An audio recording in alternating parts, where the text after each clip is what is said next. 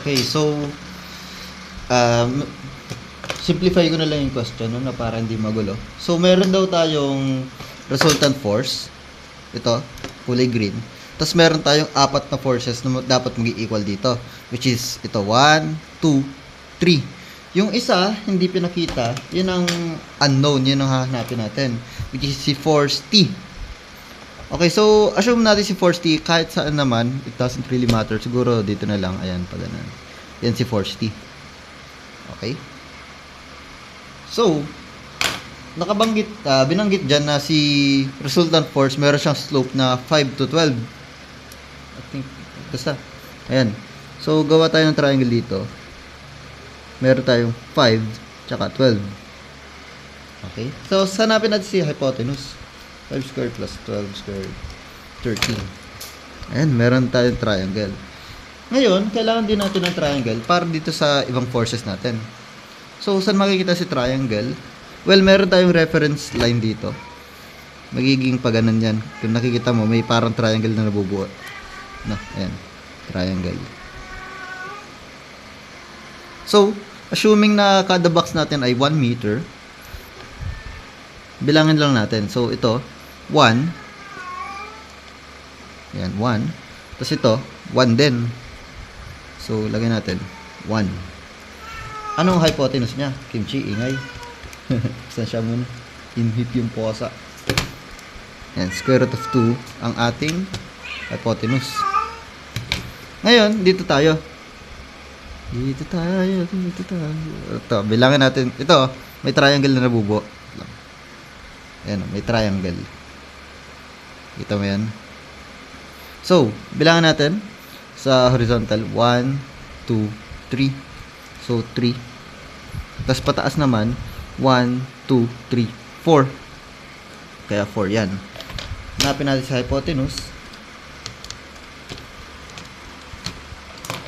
Magiging 5. Ayan, 5. Wait lang. Ayan. Tapos dito tayo. Ayan o. Lagay tayo ng triangle dito. 1, 2, 3. Tapos pataas ay 1, 2. Diba? Hypotenuse natin ay square root of 13. Oh my god. Ininikim siya. Ayan. So, paano si force T? Lalagyan din ba natin ng triangle? So, ngayon, hindi muna. Kasi wala tayong information about KT.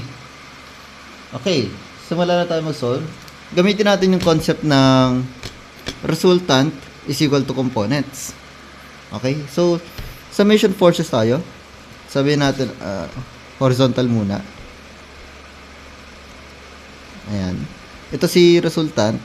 Ito si component. Okay, so, horizontal component nitong 780. Gamitin natin yung 12 over 13. No? Ayan. Times natin ganun. Ayan. Okay? So, sana tanda pa yung ganyan technique pag may triangle tayo. So, sabi ko nga, horizontal. So, dito tayo titingin sa 12. Pero kung vertical naman, dito tayo titingin sa 5. Magiging 5 over 13. Mamaya, yan. So, tingin tayo dito. 282. By the way, kung mapapansin mo, lahat sila going to the right. So, positive silang lahat. Ano? So, ito, 1 over square root of 2. 1 over square root of 2. 200 plus 200. 3 over 5. Plus 360 times 3. Ayan o, 3 times square root of over square root of 13. Plus hanapin natin yung x component ni t. So sabihin natin tx. Shift solve lang natin.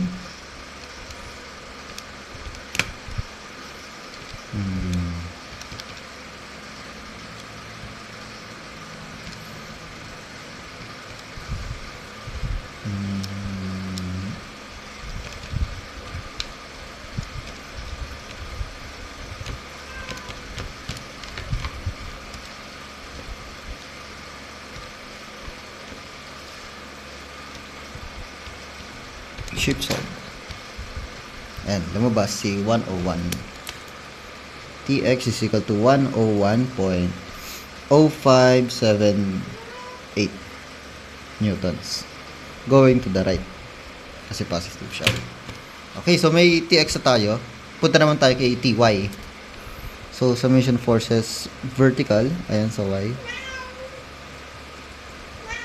Ito si resultant. Ito si components. So, 780 yung resultant natin times, since vertical na tayo, tingin tayo dito, pataas, 5/13. Yan lang, equals, tayo sa 282. By the way, pababa na yan. So, dapat, negative yan. Ganun din pala dito sa resultant. Negative din pala. Ngayon, times natin sa 1/√2. Ito, 200, pataas, so positive. Times natin sa pataas, 4/5. Yan. Tapos ito naman, 360, pababa, negative. Times natin sa 2/√13. Ngayon, assumption natin, si T, pataas. So, gawin natin plus Ty. Shift solve natin.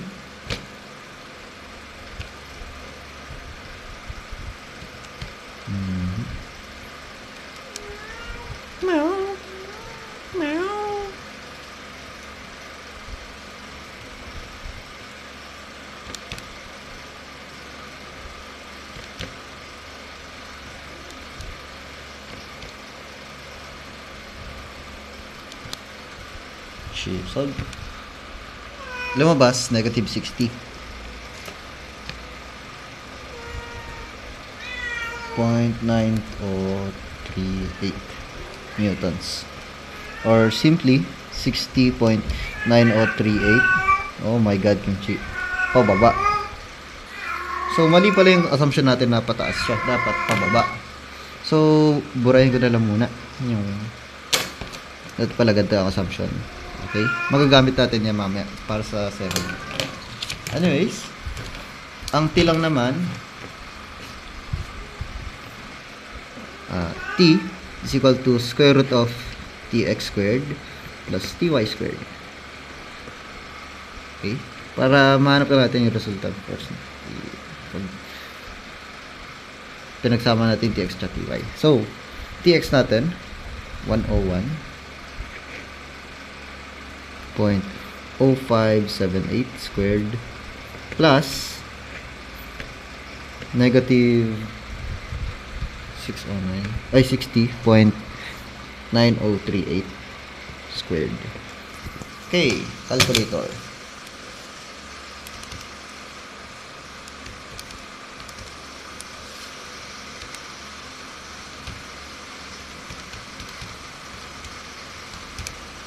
And T is equal to 117.9913 newtons. Direction niya is going to the right, going to the down. So, paganto yan. Yun. Sagot na tayo. Okay, so hanapin naman natin ngayon yung X and Y intercepts. Oh no, paano yun? Same concept pa rin dito, pero magmo-moment naman tayo. Okay? So, siguro mag-moment na lang tayo dito sa origin. So, summation moment at O. Ito si resultant, ito si component. Okay? So, moment tayo. Unahin ko na yung horizontal nitong resultant. So, pag ganon, positive 780. Ang horizontal component niya ay 12/13. Moment arm 1, 2. Ngayon, consider ko yung vertical component niya, which is paganto pababa. So, positive pa rin. Plus 780. 5/13 naman. Moment arm is 1, 2, 3. So, times 3. Yan. Ngayon, sa components, tingin tayo dito. So, andito si force. Wala na si vertical component kasi, ayan, kapantay niya. Madadaanan natin yung vertical component pababa yan. Phew. Nakaturo na kay origin. So, horizontal component na lang titingnan natin. Pag ganon, positive. So, positive 282 times horizontal is 1/square root of 2. Moment arm ay 1, 2, 3, 4. Ayan. Tapos itong 200, kung mapapansin mo, ayan o, nakaturo kay origin. So, hindi na natin papansinin yan dito sa moment natin. Okay? Diretso na agad tayo kay 360. Which is, ganito, pababa. Okay? Positive pa rin. Okay. 360. Vertical component niya is 2/square root of 13. Moment arm is 1, 2, 3. Ngayon, titingnan pa ba natin yung vertical component niya? Ay, yung horizontal, hindi na. Kasi, ayan, horizontal na si kay origin. Ngayon, kay T, pag ganon, pababa. So, plus, pababa. Okay, so gamitin natin yung vertical component ni T, which is Ty, plus 60.9038. Ano ang distance niya?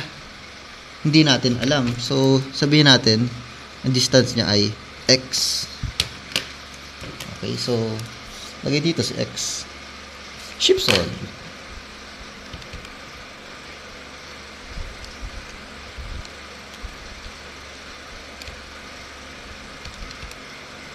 Tapos, mahanap na natin yung value ng x. Yun na yung x-intercept. So, yeah. Shift sub lang tayo.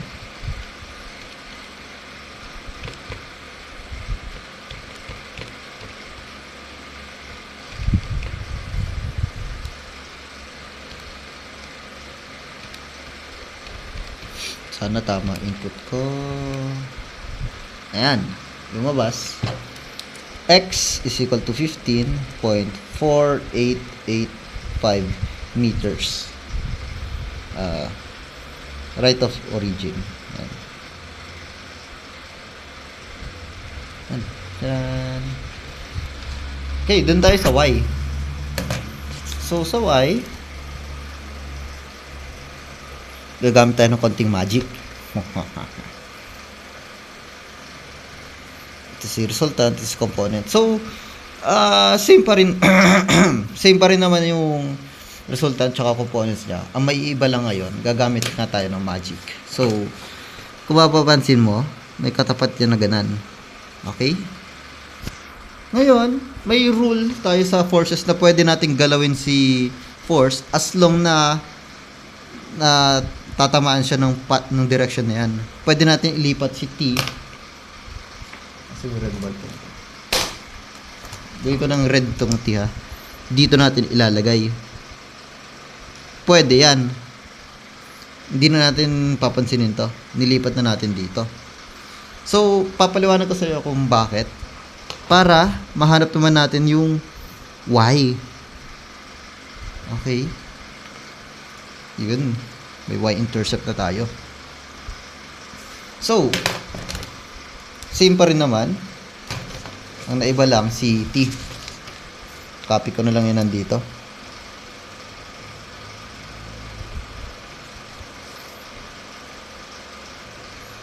Kasi hindi naman gumalaw yung resultant, hindi naman gumalaw yung ibang components. So, ganun pa rin. Force T lang na iba.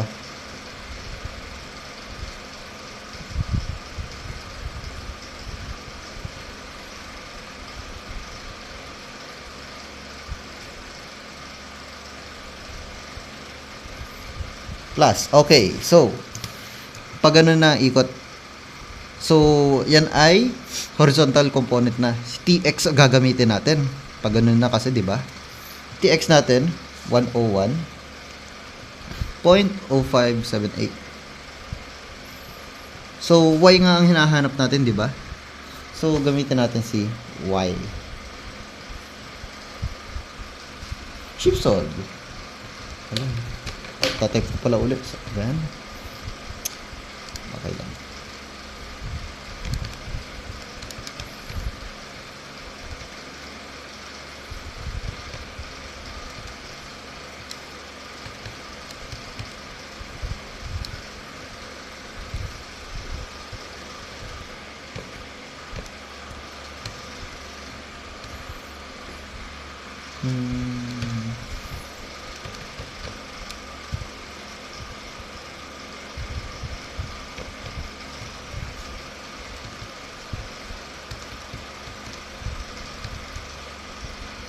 Shift solve. Ayan. So, meron na tayong y. Y is equal to 9.3343 meters above origin. Ayan. So, meron tayo sagot. Meron tayong t, meron tayo x and y components. So, ayun lang.